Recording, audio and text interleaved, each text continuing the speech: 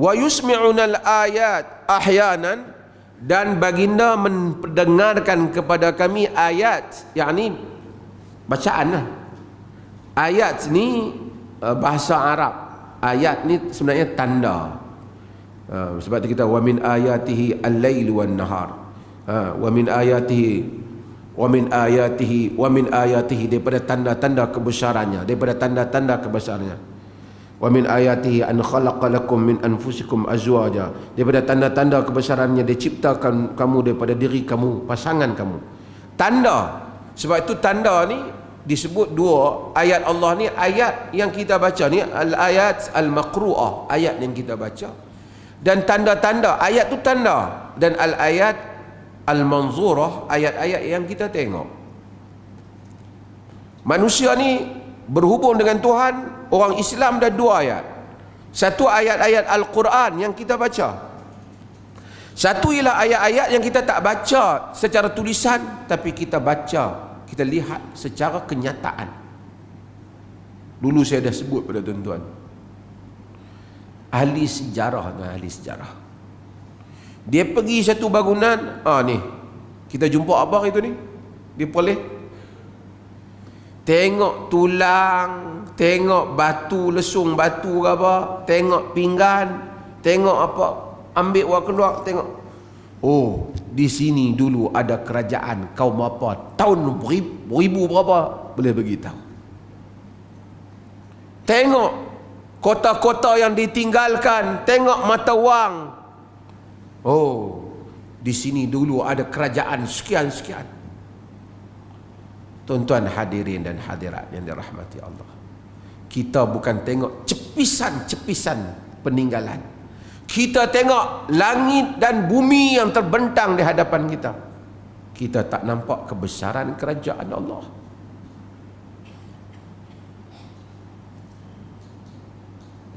Wa min ayatihi, di tanda-tanda kebesarannya.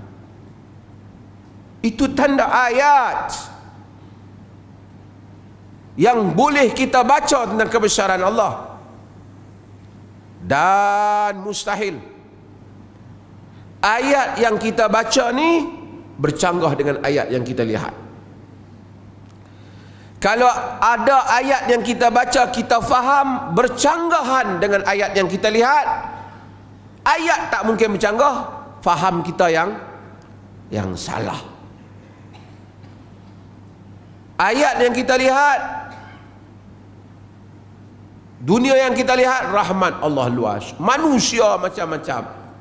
Kita pergi baca ayat Quran, kita tafsir secara sempit, mustahil. Kita tafsir ayat Quran hanya untuk satu kaum saja, kaum Arab saja umpamanya, kaum Melayu saja, mustahil.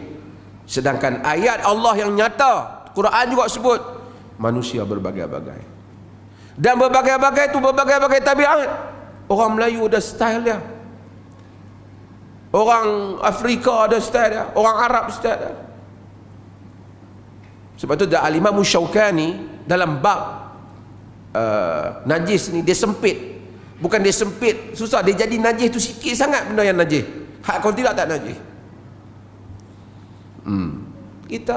Kita pergi kedai kita, orang kita kan minum yang ni lapik lagi 2-3 bekas, padahal tak lapik pun okey, tapi kita adab santun. Tuan-tuan pergi negeri Arab, kadang-kadang kita minta nak makan roti, dia tahu roti atas meja ni, tak kertas laptop dia tahu roti tu, tak ada pinggan kan dah. Tengok kedai dia semua macam tu, dia okey. Dia kata ni okey.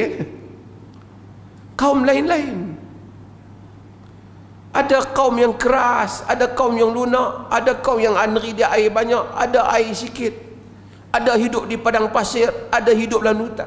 Agama yang datang ni boleh masuk untuk semua ni. Sebab itu kita tak boleh fikir agama ni untuk style kita aja. Bila kita penatkan agama tu, kan, macam saya kata, nak tayamum, debu tayamum. Nak tayamum kena ambil pasir, kemudian tu kena cari penapih, kena tapih, keluar debu tu, hak debu tu kita tayamum. Saya kata, nak cari penapih tu lagi susah daripada nak cari ayat. Ayat boleh dekat jalan-jalan korek-korek mungkin jumpa. Penapih nak cari tang mana? Kalau tengah-tengah tempat lautan tu. Kita jadikan bahaya. Kerana kita fikir, ni pun satulah, bukan ni ustaz-ustaz je. Dia fikir, dia mengajak diri dia, rumah dia, tempat kerja dia kerja di pejabat ustaz. Orang tu kerja di pejabat yang tak ustaz. Macam-macam. Ada hantu kubur, hantu raya, semua ada. Dia nak kena interaksi dengan tu semua. So dia tak boleh bercakap dalam suasana macam ni saja. Agama yang bersifat merangkumi. Sebab tu saya kata ayat Allah. Sebab Allah selalu ulang ayat supaya kita tengok, supaya kita faham kan. Sebab tu dia kata ulil albab, orang-orang yang dapat membuat penelitian dan kesimpulan yang baik.